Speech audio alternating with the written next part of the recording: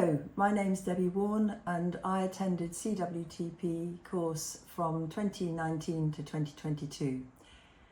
I embarked on the course because I had been facilitating creative workshops for people who were interested in writing about either a family member or an ancestral member.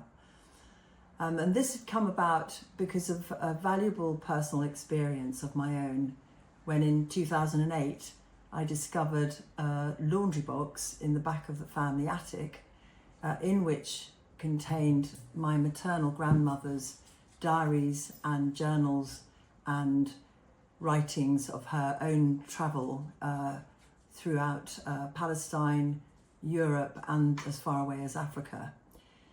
But in amongst all these journals was an account in faint pencil scribbled on scraps of paper about one single traumatic event that had happened in her life.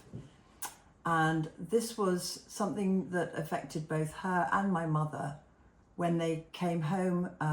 My grandmother came back from a travel and my mother came back from boarding school just before the Second World War to find that their house had been demolished by my grandfather. So they were made homeless, and that event sort of took a deep dive into the unspoken for my mother. She could hardly talk about it, and so we knew very little. But the scraps of paper began to put the story together, and so I wrote a book on behalf of my grandmother to give her back her voice, and that was called A Box Full of Silence. And I realised during the process of that it was beginning to heal some parts of my own life, and I began to understand a lot more about how transgenerational trauma works, how it ripples through the waves of time. So that's really why I wanted to do CWTP, because I understood that the nature of writing can really heal. So at the end of the first term at Metanoia, we had to write an essay on the importance and value of reflective journaling. I wrote about the intersection between conscious memory and the unconscious. And I imagined this place, and I quote, where secrets twiddle their thumbs, waiting to be discovered.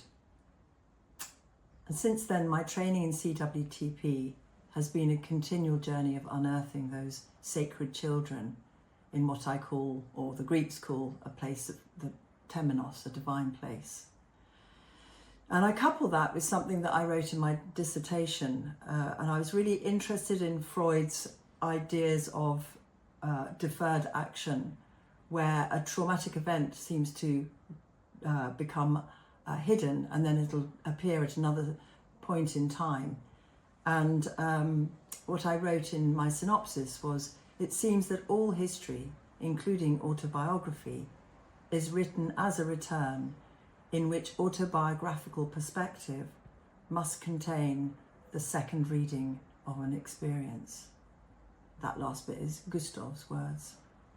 So thanks to CWTP, that is what I continue to do and why this journey is so rich.